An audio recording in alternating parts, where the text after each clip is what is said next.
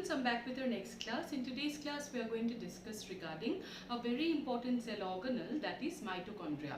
Do remember, mitochondria is not included under endomembrane system. Alright. So now, what is mitochondria? First of all, the main important fact regarding mitochondria is that it is the powerhouse of the cell. The energy currency of the cell, that is ATP, using which all the life processes runs inside the body or inside the cell of an organism, that ATP itself is formed inside the mitochondria. That's why we call the mitochondria to be the powerhouse of the cell. Understood that properly? Now, in our discussion today, we'll be discussing regarding mitochondria, its structure and everything in details. Okay? Now, see this. It is a cylindrical double membranous organelle distributed in the cytoplasm. As you can see in the diagram, it is a double membrane bound cell organelle. Okay. Now, as you know, the endomembrane system, we have learned about ER, Golgi complex, vacuoles, lysosome, all of them were single membrane, isn't it? But then mitochondria is double membrane cell organelle. Fine. Now, this mitochondria, even if they are found in certain cells in numerous quantity, they cannot be sometimes properly identified or observed under the microscope. That's why they need to be first stained with a special type of a stain that's called Janus green. Okay, that's a special stain by which mitochondria get stained before observation under the microscope. So see here, they are stained by a vital stain called Janus green to make them visible under the microscope. Now, it shows great degree of variability in their shape, size and number. Alright, mitochondria in different cells can be of different size or shape. Also, it can be various in numbers. Okay, in certain cells which are not very active, which would not require so much of energy, for them mitochondria will be less. And in a few cells which are very active, which would require a lot of energy, for them mitochondria will be more in number. Alright, now size. Now, size range of mitochondria would be, it is cylindrical with the diameter in the range of 0.2 to 1 micrometer and the length of 1 to 4.1 micrometer. Alright. Now, number. Even the number of mitochondria varies from cell to cell. As I told you, if the cell is very active, then there will be numerous mitochondria. Otherwise, there will be a very few mitochondria present. Now, the structure.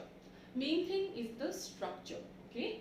Now, as you can see in the diagram here, mitochondria consist of outer membrane and then comes a inner membrane. Hence, double membrane system. Alright. The inner membrane is going to be semi-permeable in nature, whereas the outer membrane is going to be permeable.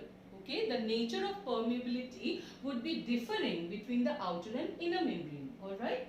And the space between the outer and inner membrane, this little space that you can see, this space is called intermembrane space. Alright, intermembrane space. Fine.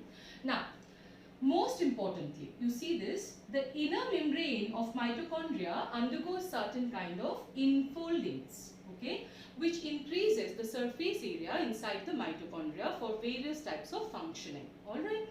So, these infoldings that are formed inside the mitochondria, they are known as cristae. Alright, they are known as cristae. Fine. And the cristae remains embedded inside, okay, the space inside the inner membrane. This space is called matrix. So, all the cristae would remain embedded in the matrix of the mitochondria. Alright, understood this? So, we have two compartments in the mitochondria as if it is divided. See, the outer membrane and inner membrane, the space between, that is called intermembrane space. Okay, and inside the inner membrane, that is another compartment formed, that is called the matrix, mitochondrial matrix. Alright.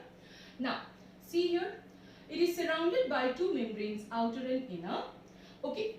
Now, outer membrane is smooth and forms continuous limiting boundary of the mitochondria, whereas inner membrane forms a number of infoldings called cristae. Alright. Now, regarding cristae, there is a very important thing for you to understand. See, suppose if this is the inner membrane of mitochondria and I am telling you that there are certain infoldings present, isn't it?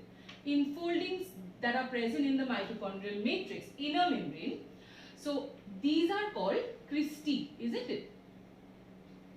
Now if you look into the cristae properly, then you will find that throughout the surface of cristae remains certain minute projections like this.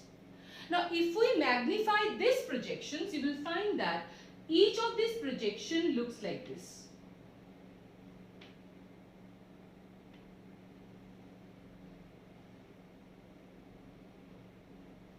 It has a base, stalk and a head-like structure. Okay, and this is known as oxysomes. Oxysomes or F0, the stalk, base and stalk is the F0 subunit and the head is the F1 subunit. Okay, so we call them oxysomes, or else we can also call them F0 F1 subunit. Alright, so now what is the utility of this? Mainly this is going to be a pump, a proton pump, through which when the protons will be moving, okay, the protons, see, there will be mainly, you will be learning about it in details in respiration chapter, but for now if you ask me, suppose this is the outer membrane of mitochondria and this is the inner membrane, okay. So when ATP synthesis takes place, okay, during aerobic respiration, at that time, due to certain kind of processes, okay, at last, just before ATP formation, a proton gradient is generated. Means a proton concentration difference is going to be generated in the mitochondria. How? Proton concentration is going to become more in the intermembrane space and it is going to become less in the matrix. Okay?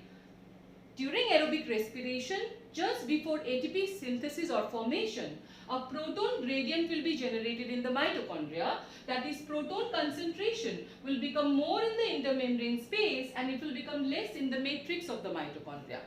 So just like every type of substance in nature, everything has a tendency to move from higher to lower concentration to reach an equilibrium, isn't it? So protons would also want to move from intermembrane space towards matrix. But then how will they move? If you say that they will move directly, so for moving directly, here comes an inner membrane of mitochondria in between. This inner membrane they have to pass, isn't it? But the inner membrane, as I told you, is selectively permeable. So it is proton impermeable. It will not allow the proton to pass through it directly.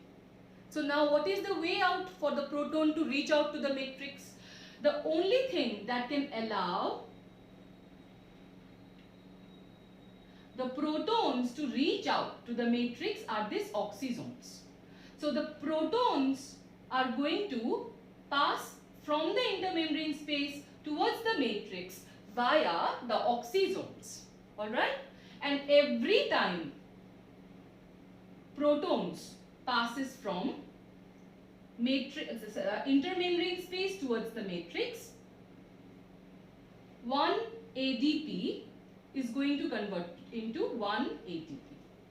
Okay, mainly every time 3 protons will pass from intermembrane space towards matrix. Okay, what will happen? 1 ADP will be converted to 1 ATP. Alright, that's how ATP will be generated inside the mitochondria. I hope all of you are clear. I am telling it again so that it becomes clear to you. So mainly during aerobic respiration, at the end of the process, aerobic respiration is a very complex and a multi-step process, okay. So towards the end of the process, there will be a proton gradient generated in the mitochondria. The proton will become more in the intermembrane space and it will become less in the matrix, alright. So just like every kind of substance, the proton will have a tendency now to move from higher to lower concentration to reach an equilibrium, isn't it? But then to pass directly is not possible as inner mitochondrial membrane is impermeable to proton. So the only thing that can allow the proton to pass are these oxysomes. And every time 3 protons are pumped or passed through the oxysomes, 1 ADP is going to convert to 1 ATP. This is just a superficial idea I am giving you regarding the aerobic respiration or how ATP is formed inside the mitochondria, but otherwise it is a long process, and details of that process you will be anyways learning in the respiration chapter. Alright, I hope all of you are clear so far. Now, how oxysomes are important. I think all of you have understood. Fine. So now, see this. The space inside inner membrane is called matrix and contains double-stranded DNA, RNA, 70 S ribosomes and components for protein synthesis.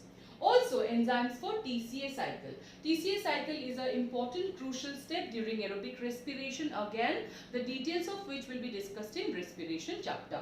Alright. Next, mitochondria divides by binary fission. Do remember, mitochondria, just like a bacteria, can divide and make a copy of itself. Just like a bacteria, it will divide by binary fission. Alright. And the inner membrane possesses enzymes and electron carriers for ATP formation. Fine. So that's all regarding the structure of mitochondria or how it can be producing ATP at the end of the aerobic respiration. I hope it's clear to you. Finally, regarding the function, it is the site for aerobic respiration. Here, respiratory substrates are completely oxidized to carbon dioxide and water. The energy liberated in the process is stored as ATP. So, these brings about the oxidation of carbohydrates, proteins and beta oxidation of fats. Fine. How complete aerobic respiration takes place, I have repeatedly been telling you. It would be discussed in much more of details in the plant physiology, that is respiration chapter. Finally, the last thing is that mitochondria is after all the powerhouse of the cell, and the energy it produces helps in all types of life processes. So finally, on an end note, mitochondria is after all the powerhouse of the cell. It generates enough ATP for the cell to continue all its life processes without any hindrance. So that's all regarding today's class. In the next class, we'll start with plastids. Thank you.